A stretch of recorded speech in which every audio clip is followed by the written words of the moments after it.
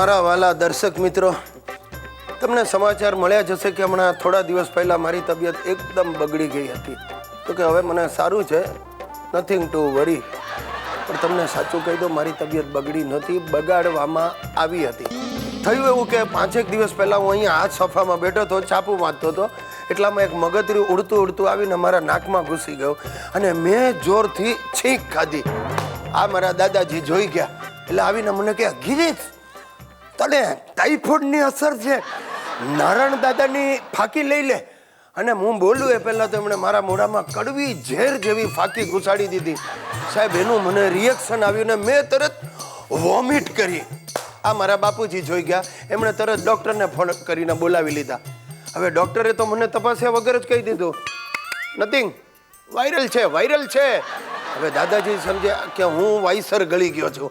તે એમણે બધા સગાવાલાઓને ફોન જડી દીધા, આ ગિરીશ કઈ ગળી ગયો છે, તબિયત બહુ બગડી ગઈ છે, ગમે ત્યારે જશે. અને સાહેબ, સગાવાલાઓની લાઈન લાગી ગઈ. કોઈક માદળિયા લઈને આવ્યું ને કંઈક દોરા ધાગા લઈને આવ્યા. મારા ગળાની આસપાસ એટલા દોરા ને માદળિયાઓ બાંધી દીધા. સાહેબ, આ મારી ડોક પીપળાના ઝાડ જેવી થઈ ગઈ. અને મારા સાસુ સસરા રહી જાય, બંને જણા પહોંચી ગયા. મારી સાસુ કંઈક મોરના પીછાની સાવરણી જેવું લઈ આવીને મંડી મને માથા પર પછાડવા. અને સસરા કે આને કાળી છાયાની અસર છે એમ કરીને 2-4 લાફા ઠોકી દીધા. સાહેબ, મારું એવું મગજ ફર્યું ને, હું સસરાને લાફો મારવા ઊભો થયો ત્યાં સુશીલાએ પાછળથી મને જોરદાર ગુંબો માર્યો ને હું બેભાન થઈ ગયો. મારો સાળો શંભુ ને એની બૈરી પણ પહોંચી ગયા. એની બૈરી મંડી મોરના પીછાની સાવરણી લઈને મને ઝાપટવા. અને શંભુ કે, બેન, જીજાજીને કાળા છાયાની અસર છે એમ કરીને મને 2-4 લાફા ઠોકી દીધા. અરે મારું મગજ એવું ગયું, હું ઊભો થયો શંભુને લાફો મારવા, ત્યાં સુશીલાએ મારા વાંસામાં જોરદાર ધબ્બો માર્યો સાહેબ, અને હું ઢળી પડ્યો. અરે આખી સોસાયટીમાં વાત ફેલાઈ ગઈ કે ગિરીશ કુમારને કાંઈક વળગાડ થયો છે.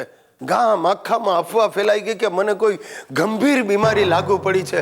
અરે 2 ડોસીઓ તો સોસાયટીના ઝાંપા ઉપરથી પોક મુકતી આવી.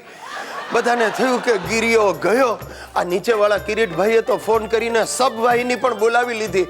અરે મને ઘસડીને લઈ જતા તો મેં ચીસ પાડી, બસ કરો, મને કાંઈ નથી થયું, મારું લોહી પીવાનું બંધ કરો.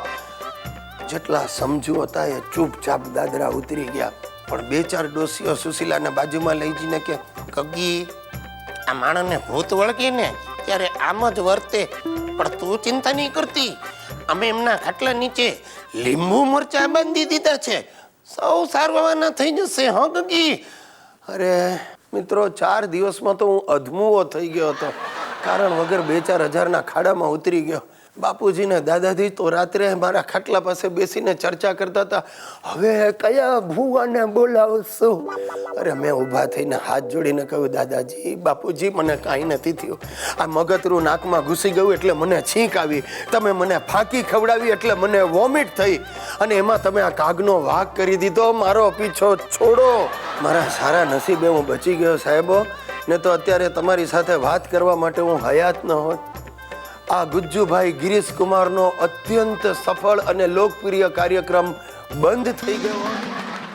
દર્શક મિત્રો, ભારતવાસીઓ અચાનક જાગૃત થઈ ગયા છે. વાતે વાતે આંદોલન શરૂ કરી દે છે. હમણાં દૂધવાળાઓએ આંદોલન કર્યું. એમને જાણવા મળ્યું કે દૂધમાં મિનરલ વોટર ભેળવવું બહુ મોંઘું પડે છે, એટલે અમે સાદું પાણી ભેળવીશું.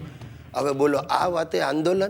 છેવટે નળનું પાણી ગાળીને ભેળવવાનો સર્વાનુમતે નિર્ણય લેવાયો. વળી હમણાં થોડા દિવસ પહેલાં અમારા હિતિયાની સ્કૂલમાં આંદોલન શરૂ થયું. વિદ્યાર્થીઓએ કહી દીધું કે અમને 35% બદલે 15%માં પાસ કરો, ને તો અમે આંદોલન કરીશું. 15 વિદ્યાર્થીઓએ માથા મુંડાવીને ટકા કરાવી નાખ્યા અને નામ આપ્યું ટકા માટે ટકાઓ દ્વારા ટકા આંદોલન. આ મોંઘવારી દિવસે ને દિવસે વધતી જાય છે, એટલે અમારે એક ઊંટ વૈદ્ય દર્દીઓ પાસેથી રોકડા લેવાને બદલે ઘઉં, ચોખા અને ઘી લેવાનું નક્કી કર્યું.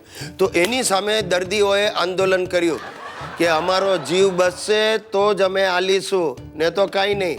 હવે ઊંટ વૈદ્યને ફાળ પડી, કારણ કે એમનો એકે દર્દી આગલી દિવાળી જોઈ શકતો નહોતો.